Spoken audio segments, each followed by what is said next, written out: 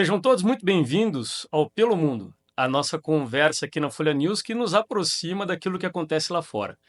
O papo de hoje é sobre a Índia. Muitos analistas apostam na Índia como a grande superpotência do futuro.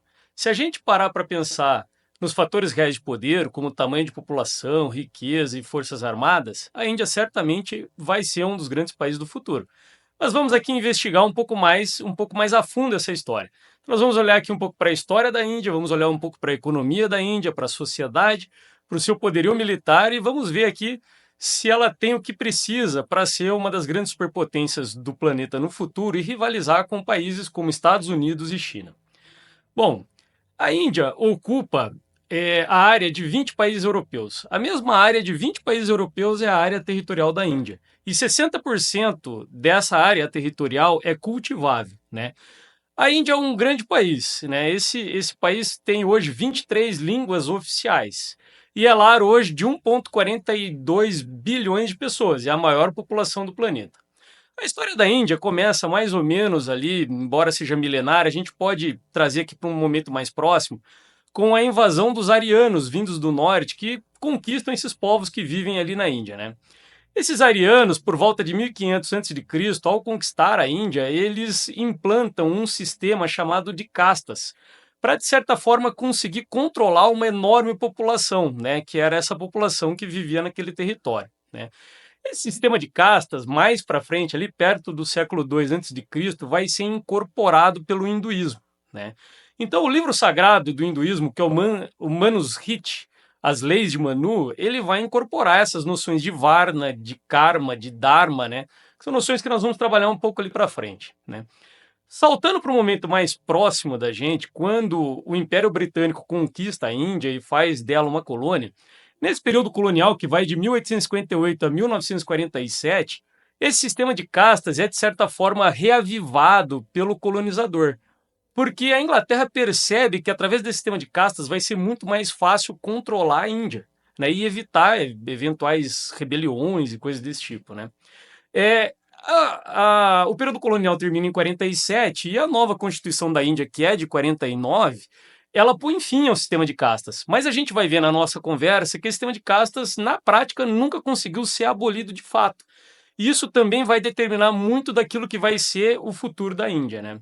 Bom, com o fim desse período colonial, né, com o fim da colonização em 47, a Índia precisa achar um novo modelo econômico.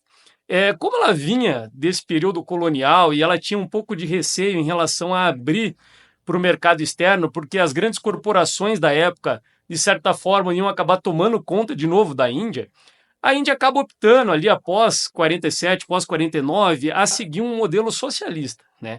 Esse modelo socialista ele por muitas décadas ele vai lutar para tentar melhorar a condição de vida das pessoas, mas quando a gente olha para os números parece que sem muito sucesso, né? Inclusive nesse sistema coisas assim que seriam pitorescas no mundo atual, como a planificação que o governo fazia para as empresas, para todo mundo que quisesse produzir na Índia, previa ali cotas de importação, cotas de exportação, cotas até de produção. E se você superasse a sua cota, por exemplo, de produção, você poderia ser preso.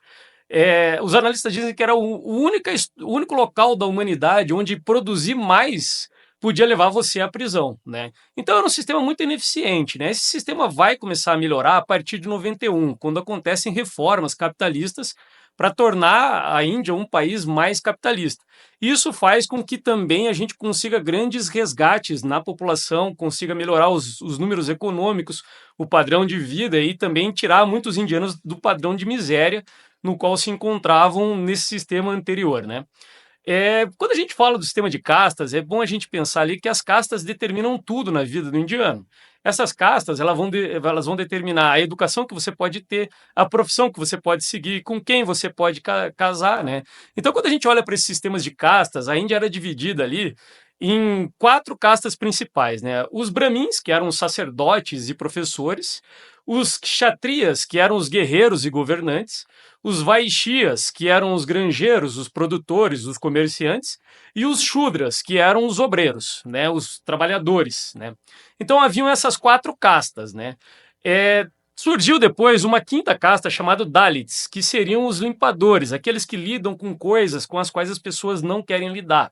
Aqueles que recolhem lixo, aqueles que recolhem os corpos dos animais mortos, aqueles que recolhem as pessoas quando falecem para fazer os tratamentos funerários, né?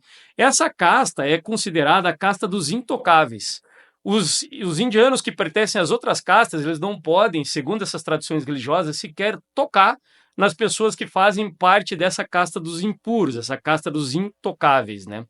Cada casta dessas 5 castas principais, é dividida num número infindável de subcastas. Então, existem 25 mil subcastas ligadas a cada profissão na Índia e como de subdivisões dessas 4, 5 castas principais. O sobrenome das pessoas na Índia indica a qual casta elas pertencem. Por isso, recentemente, algumas pessoas aboliram o sobrenome. Elas não usam o sobrenome porque, de certa forma, que o sobrenome indica qual casta ela faz parte, né? Havia também a tradição de pequenos governantes, como os marajás, né, que podiam mudar uma pessoa de casta. Então, o marajá na Índia tradicional era tão poderoso que ele podia mudar a casta de uma pessoa, né? As castas elevadas, elas precisam ter também hábitos elevados, ou seja, elas não podem ter hábitos considerados impuros. Então, nas castas elevadas, não se pode consumir carne, não se pode consumir álcool, não se pode fazer uso de fumo, né? E a casta mais baixa, essa casta dos intocáveis, ela está composta hoje por cerca de 200 milhões de pessoas, né? O governo, ele sabe que desde 49 esse sistema de castas é ilegal perante a legislação da Índia, embora seja praticado por conta dessa tradição religiosa. Então, o governo ele tenta incentivar com que esse sistema de castas vá se enfraquecendo, com que haja mobilidade entre as castas. Então, ele usa, sobretudo, cotas para tentar resolver isso, né? Tenta cotas para tentar ajudar esses intocáveis a frequentar a educação e poder ter um destino melhor, né? Ele usa cotas para tentar fazer casamentos entre pessoas intercastas, né? Então, por exemplo, 5% dos casamentos hoje são entre pessoas de castas diferentes. E o governo oferece, inclusive, benefícios para o casal que tiver filhos e seja de castas diferentes, né? Hoje na Índia existem 230 milhões de pessoas que vivem na pobreza, mas esses números já foram muito piores, né? No começo do século XXI, cerca de 645 milhões de pessoas viviam no nível de pobreza, né? 56% da população não tem acesso a banheiro. Isso também é um grande drama, né? A maior parte da população na Índia hoje vive ainda no ambiente rural, né? Cerca de 38% da população vive no ambiente urbano e quase 60% viveria ainda no ambiente rural, né? 56% dos indianos, ou seja, quase 732 milhões de pessoas não têm acesso a banheiros, né? E, inclusive, existe também uma questão religiosa relacionada a isso, né? Porque é, por uma questão religiosa, os indianos acreditam que eles não devem ficar próximo a coisas poluentes, coisas espiritualmente poluentes, né? Então, as casas tradicionalmente não têm banheiros. Existe uma tradição na Índia de se defecar a céu aberto.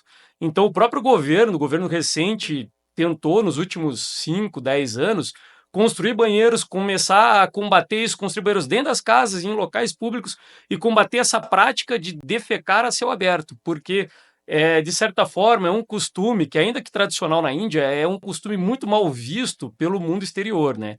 Então, 50% das pessoas ainda defecam a céu aberto, né? Porque elas não querem ter banheiros dentro das suas casas, porque as fezes são espiritualmente poluentes, né?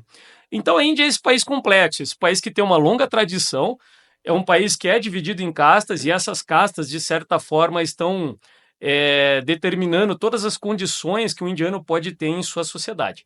Mas do ponto de vista econômico, a Índia é uma grande potência. Então, a Índia hoje é a maior democracia do mundo e ela tem um índice de aprovação do seu governante, o Narendra Modi, de 78%.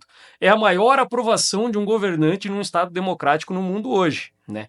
O PIB da Índia cresce, né? Como eu disse, após as reformas capitalistas que começaram em 91, o PIB da Índia vem crescendo a passos largos. Então, em 2021, o PIB da Índia cresceu 9,69%, em 2022 ele cresceu 6,99%, e em 2023 o PIB da Índia cresceu a 7,58%. Ou seja, é um crescimento sustentável, um crescimento de longo prazo, e vem trazendo a Índia para um patamar cada vez mais elevado no plano global, né? A economia da Índia é diversificada, né? É uma economia de livre comércio. Como eu disse, segundo dados do Banco Mundial, 38% das pessoas residem nas cidades, ou seja, mais de 60% das pessoas residem no campo ainda, né? E se a gente parar para pensar no tanto de pessoas que ainda vão sair do campo para se mudar para a cidade, a gente pode projetar como um dos maiores mercados do planeta, né? Hoje a Índia é o quarto maior mercado do planeta e o segundo maior mercado de celulares do planeta. Mas quando essas pessoas, essas centenas de milhões de pessoas vierem do campo para a cidade, esse mercado consumidor será muito mais forte e será um grande propulsor da própria economia indiana, né? Se a gente parar para pensar em nível de educação, 200 mil indianos são PhDs e em torno de 24 mil doutores são formados todos os anos na Índia, né? A Índia é um país de tecnologia muito avançada. A Índia já pousou na Lua, no lado escuro da Lua. A Índia tem tecnologia para derrubar satélites, tem tecnologia para enviar satélites para o espaço, né? A Índia detém um dos maiores arsenais nucleares do mundo, é um dos principais produtores de semicondutores do mundo. A Índia já conseguiu mandar missões para Marte, já conseguiu mandar missões para a Lua, já conseguiu mandar missões até para o Sol.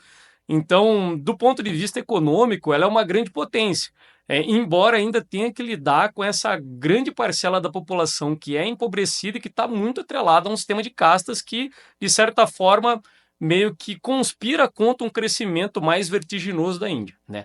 Do ponto de vista militar, a Índia está situada entre o Paquistão, que é predominantemente muçulmano, e os chineses.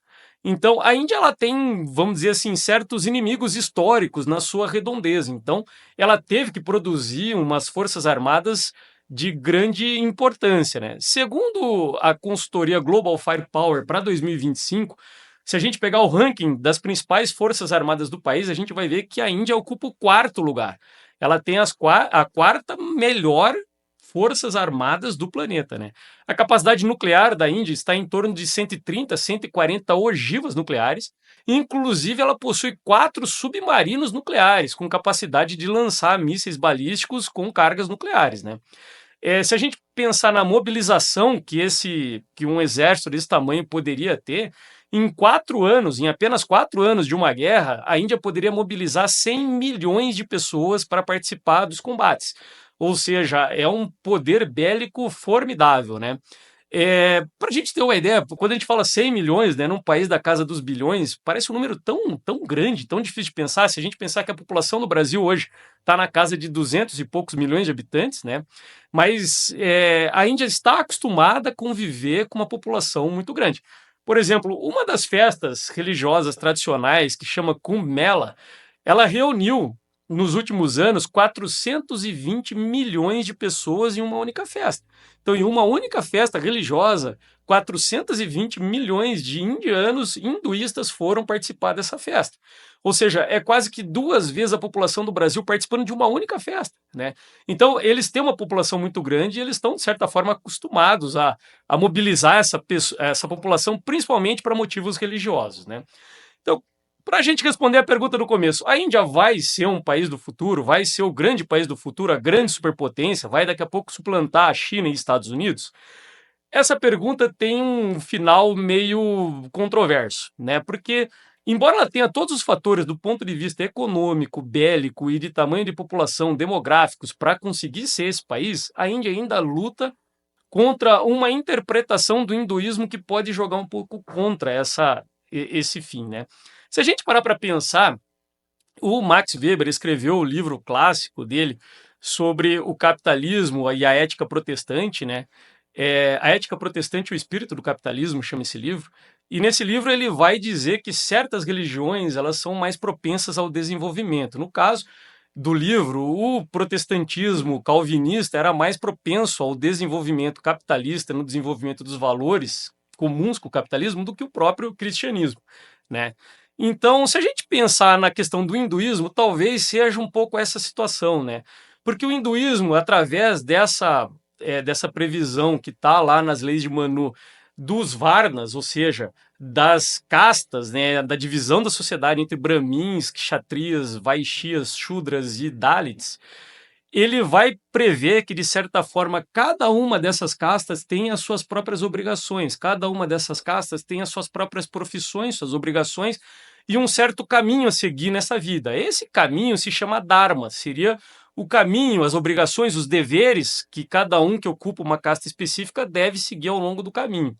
E se você, de certa forma, fugir do seu Dharma, se você fizer coisas que são negativas para o seu Dharma, isso vai influenciar no seu karma, vai influenciar nas próximas reencarnações suas na Terra. Ou seja, se você se afasta do seu Dharma, isso influencia negativamente no seu karma, assim como ações positivas, ações alinhadas ao seu Dharma, aos seus deveres enquanto casta, você vai, de certa forma, reforçar um karma positivo e vai ter um destino melhor nas vidas futuras, né? Então, de certa forma, a própria posição da pessoa na Índia, ela está muito atrelada à ideia desse Dharma, à ideia dessas castas, né? E a ideia de não ir contra aquilo que está destinado para ela. Porque se ela vai contra aquilo que está destinado para ela, se ela luta, por exemplo, contra o sistema de castas, ela, de certa forma, poderia estar influenciando negativamente o seu karma e ter uma projeção de vida futura mais incerta, né?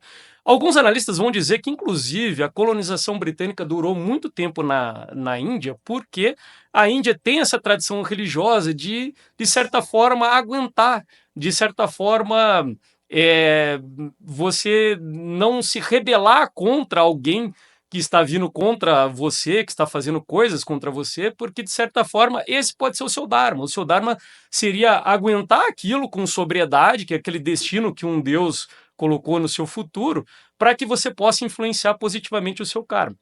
Ou seja, talvez assim como previu o Max Weber no seu livro, a grande questão para a Índia ser essa potência do futuro seja trabalhar melhor as relações do hinduísmo com o capitalismo e com as projeções que esse hinduísmo pode fazer para o futuro, né? De certa forma, isso já começou a ser mudado na legislação desde 1949, mas na prática ainda indiana, isso ainda é muito preocupante.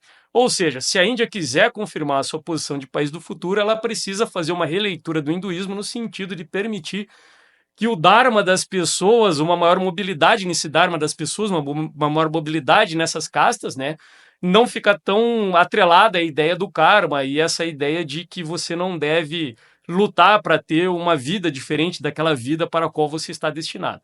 Se a Índia conseguir fazer essa lição de casa, ela certamente será uma das grandes potências do futuro. Meus amigos, era isso. Esse é o Pelo Mundo de hoje. Espero que tenham gostado. Quem gostou, curta e compartilhe esse vídeo e nos vemos na próxima.